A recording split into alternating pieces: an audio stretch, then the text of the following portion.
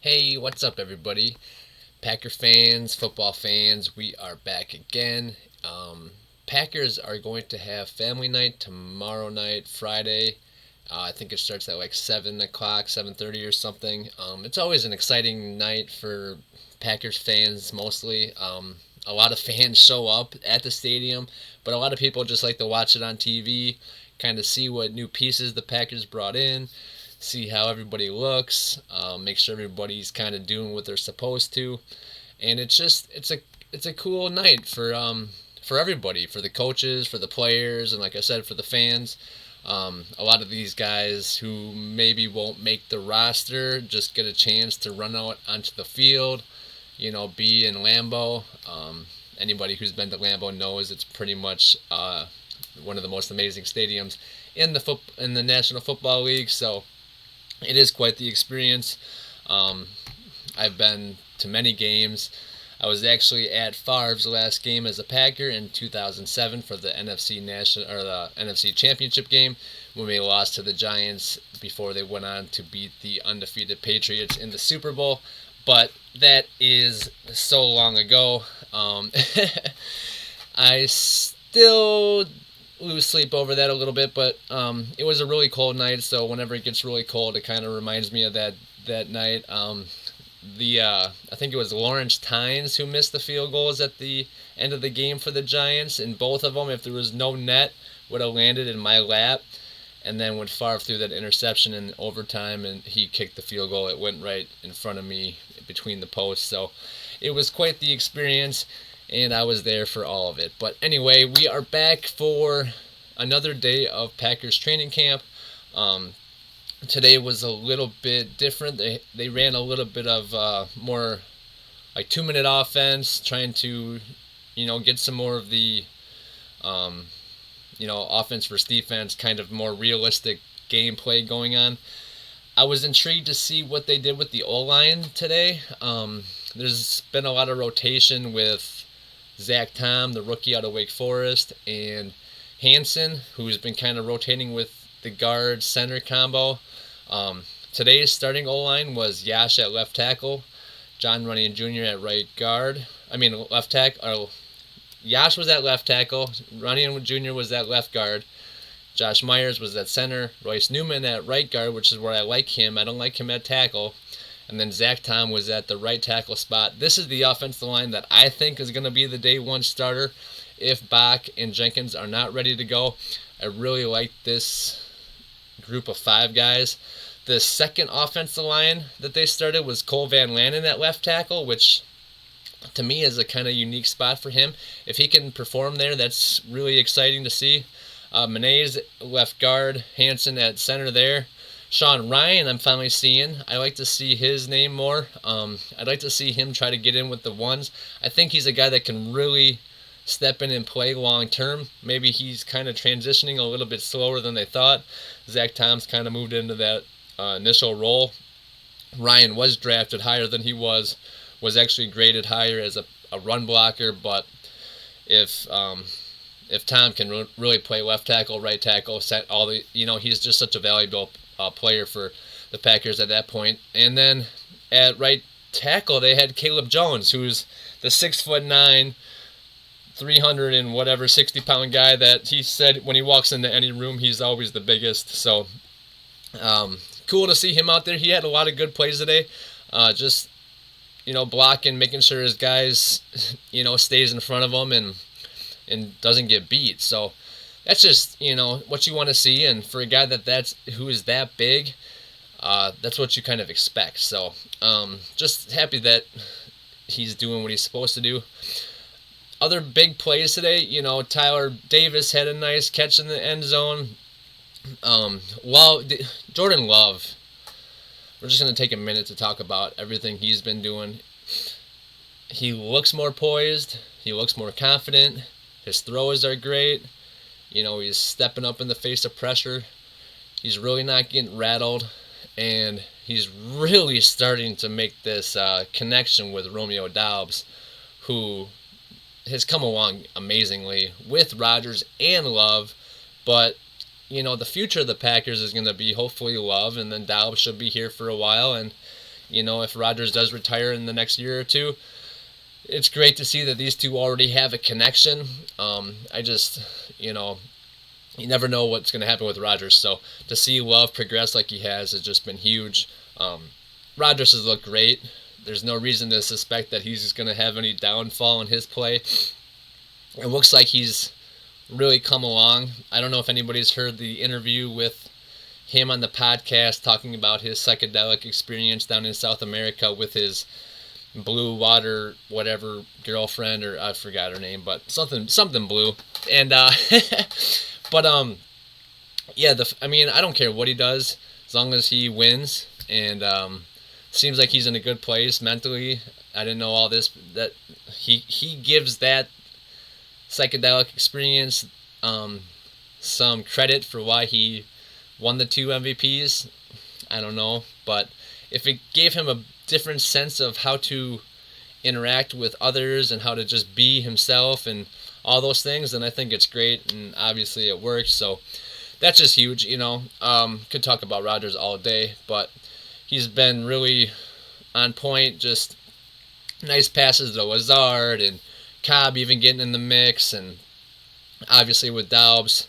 So it's just exactly what you want to see. Him just kind of getting that rapport with these receivers. He was asked about Christian Watson not being at practice. He doesn't think it's going to be an issue for him. I don't know how it really couldn't be, because he's a rookie. He came out of, North Dakota State, so it's kind of it's a smaller school. Obviously, it's where Trey Lance went. It's actually where Carson Wentz went as well. So there's guys that come out of there, but it might take him a little bit longer to get acclimated. So we'll see. Hopefully he can get back out on the field sooner than later. The defense has really been stepping up. It's been kind of a one-sided show. The defense always kind of comes into camp with a little farther ahead than the offense. The offense takes a little time to get their system set up, get players on the same page, new guys in, and just all that stuff. And the defense can kind of just fly around to the football. That's all they have to do. They don't have to have any timing, or as much timing as the offense. But yeah, the defense just looks great. Douglas, Gary, Stokes, Amos had a huge day. It was probably Adrian Amos's best day in camp. He's been kind of all over the field all week, but today on a 2-minute drill, Rodgers is moving him down the field. He gets him down to about the 12 or the 14-yard line, and Amos jumps in front of it with a pick. He had a few pass breakups against Doubs and some other receivers, and so he really just had a great practice today. Anytime you can see guys that you expect to step up, really step up, especially against Rodgers. If he picked off Love, you'd be like, okay. But the fact that he got Rodgers down in the red zone just shows that, he probably tricked him or baited him or something like that. And that's what you want to see out of your veteran safety. A guy who I keep saying I think is the best or second best behind Derwin James on the back end there. Quay Walker, this guy just keeps making plays. He had an easy, I think Lowry or somebody tipped it up today. He had an easy interception, but he's just flying around the football. You can see that he's starting to pick up the speed of the game.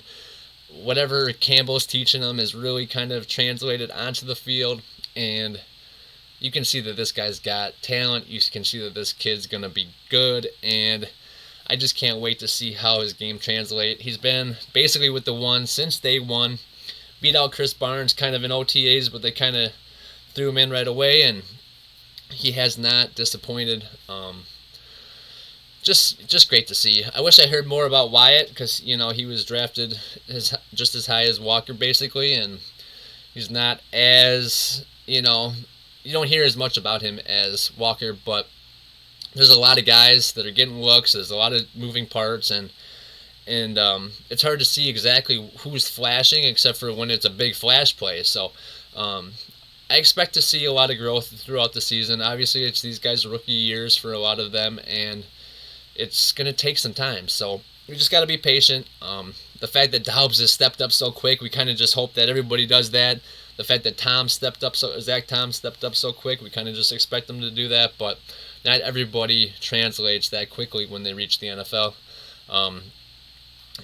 Doubs even has a legit chance to win the punt return job, which as a rookie, that's kind of a position where they want somebody that they trust back there, somebody that, they can rely on. I know in the past, they threw Rodgers back, or Mari Rodgers back there and everything, but when it mattered, they had Cobb back there because Rodgers would fumble some of those. So it's something that if we can find a guy that's reliable and we can put back there, it's a really nice insurance policy. Obviously, if Romeo Doubs starts becoming more of an offensive threat, we do not want him returning punts, but that's something to see in the future. I'm sure if Doubs starts stepping up, they can find somebody else to return those punts.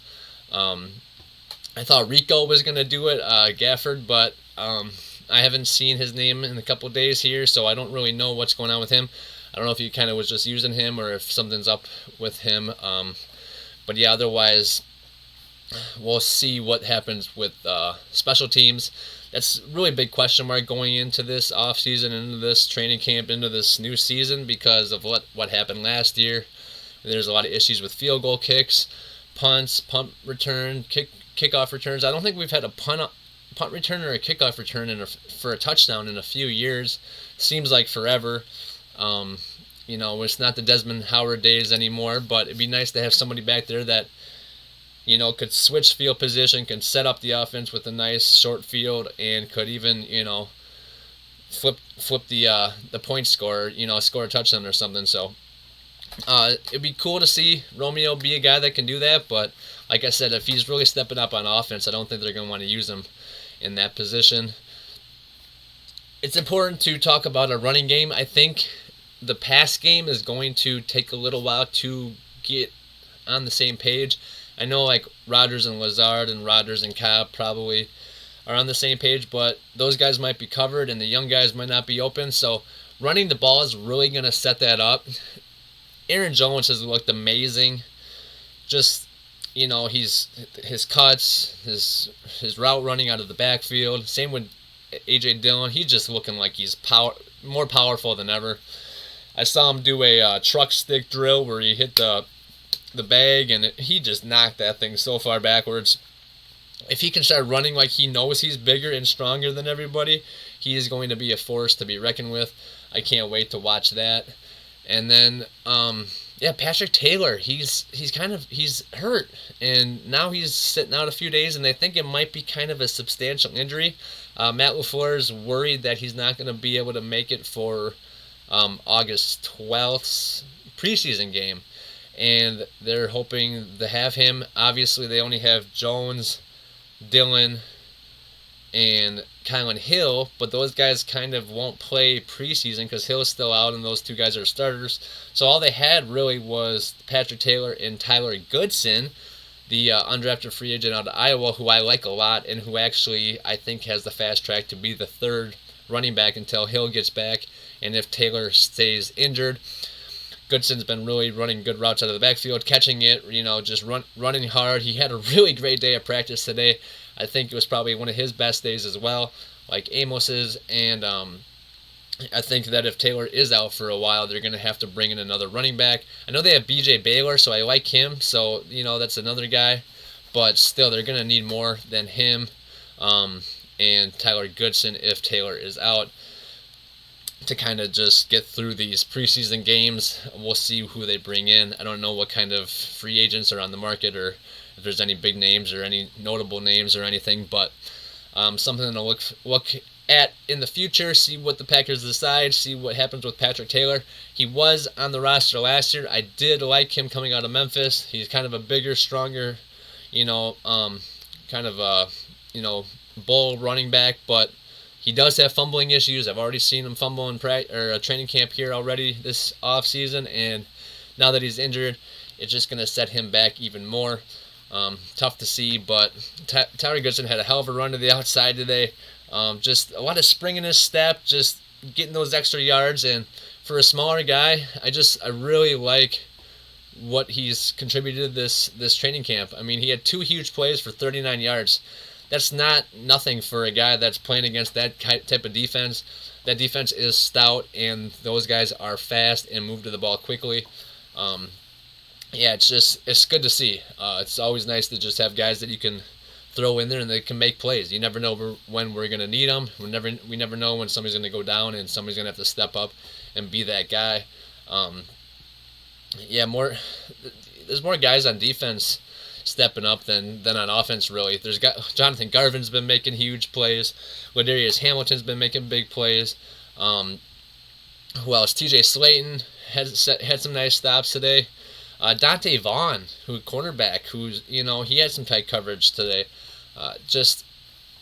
Isaiah McDuffie. I keep seeing his name on like blitzes and just run stops, and he just seems like he's kind of coming along. He was more so that special teams guy last year, but I don't see him getting in the middle really on defense. But he's the guy that, if you need him to play, I think he's just a suitable backup, and it's just good to see that he's stepping up when he's asked to do something. So that's big. What else did I see? Yeah, I think, what was I looking for?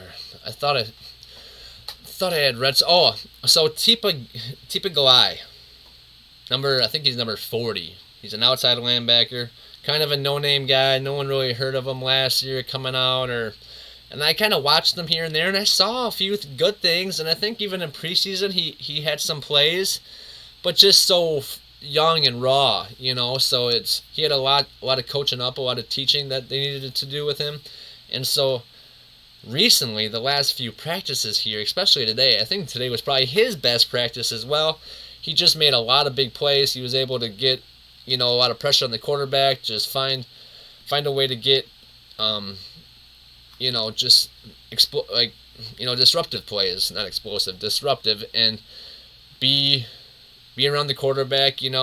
Love was stripped. The ball floated in the air, kinda. Tipa picked it off, returned it for a touchdown, and the defense just, like I said, it just looks better for them. On Rodgers' 2-minute offense, he got picked by Amos in the end zone. On Love's 2-minute, the first play was incomplete to Doubs. Then he had a nice pass to Goodson over the middle, and then he was stripped. The ball floated out, and then Tipa returned it for a touchdown. So, this defense really is flying around. There's all different guys are making plays, and that's huge. I can't believe I forgot Tipa, but that was who I was thinking of, and there's so many different guys, so many different things happening. So, very cool to see him kind of step up and start being that guy that maybe can be a rotational player. He's starting to be a guy that I might be throwing on that 53-man because of everything he's been doing. It just seems like he's done enough so far to make maybe that rotational piece. It'll be interesting. Training camp gives you a little bit of a gauge of where guys are, but preseason games, the games are what really matters. How you perform when the lights are on, when it's actual competition, and it's going to be exciting to see how these guys step up. There's so many guys that are kind of on the bubble, so many guys that are kind of like just right there, and a few good preseason games, and they'll be on the team. Remember, there's only 3 again. There used to be 4. I think there used to be even like 6 or more back in the day, but now we're down to 3. We have family night, and then 3 preseason games, and then the season starts. So that's a lot less. That's a quarter of the less games for players on the bubble to prove that they're ready, prove that they're good to go. We all know that most of the starters don't play. They might play a half or something. I don't know how they're going to do that, especially with how Game 1 went last year at the Saints in Jacksonville. So we will see what they do, but that means that if the ones are playing a half, that's even less time for these guys that are 2nd, 3rd, 4th, 5th, 6th, and so on strings to prove that they can, perform and make this squad. So it will be interesting to see. Other young notable players that have been stepping up. Jonathan Ford, that 7th rounder out of Miami.